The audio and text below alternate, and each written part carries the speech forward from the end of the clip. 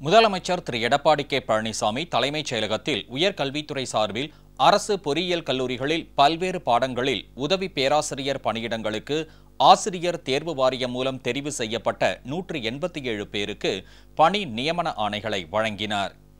அரசு பொறியியல் கல்லூரிகளில் காலியாக உள்ள உதவி பேராசிரியர் பணியிடங்களுக்கு ஆசிரியர் தேர்வு வாரியம் மூலம் தெரிவு செய்வதற்காக தகுதியான நபர்களிடம் இருந்து விண்ணப்பங்கள் வரவேற்கப்பட்டு கடந்த ஆண்டு அக்டோபர் மாதம் 22ஆம் தேதி எழுத்துத் தேர்வு நடத்தப்பட்டு இதில் வெற்றி பெற்ற விண்ணப்பதாரர்களின் சான்றிதழ்களின் சரிபார்ப்பும் நடைபெற்றது.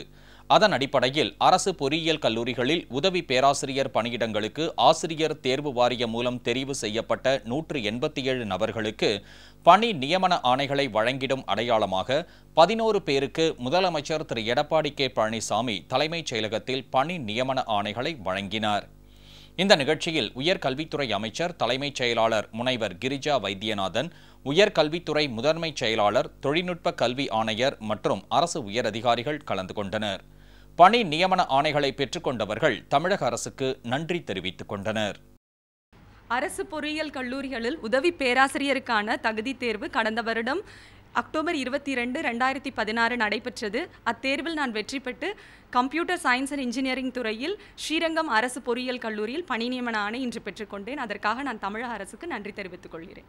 ஆசிரியர் தேர்வு வாரியத்தால் அரசு பொறியியல் கல்லூரிகளுக்கு உதவி பேராசிரியர் பணியிடத்துக்காக நடைபெற்ற எழுத்துத் தேர்வில் தெரிவு செய்யப்பட்டு தற்பொழுது பணி நியமன ஆணை பெற்றுள்ளோம். தமிழக அரசுக்கு எங்களது மனமார்ந்த நன்றியை தெரிவித்துக் கொள்கிறேன். அரசு பொறியியல் கல்லூரி உதவி பேராசிரியர் பணியிடத்திற்கான போட்டித் தேர்வில் வெற்றி பெற்று இந்த பணி நியமன ஆணையை நான் பெற்றுள்ளேன்.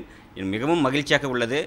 அரசினர் பொறியியல் கல்லூரியில் சேலம் மாவட்டத்தில் பணி நியமனம் கிடைத்துள்ளது. இதற்காக நான் தமிழக அரசை மனமார்ந்த நன்றியை தெரிவித்துக் கொள்கிறேன். அரசு தேர்வு வாரியத்தால் நடத்தப்பட்ட உதவி பேராசிரியருக்கான தகுதி தேர்வில் தேர்ச்சி பெற்று பணி நியமன ஆணை கோவை அரசு பொறியியல் கல்லூரியில் பெற்றுள்ளேன். அதற்கு தமிழக அரசுக்கு என் மிகுந்த நன்றியை தெரிவித்துக் கொள்கிறேன்.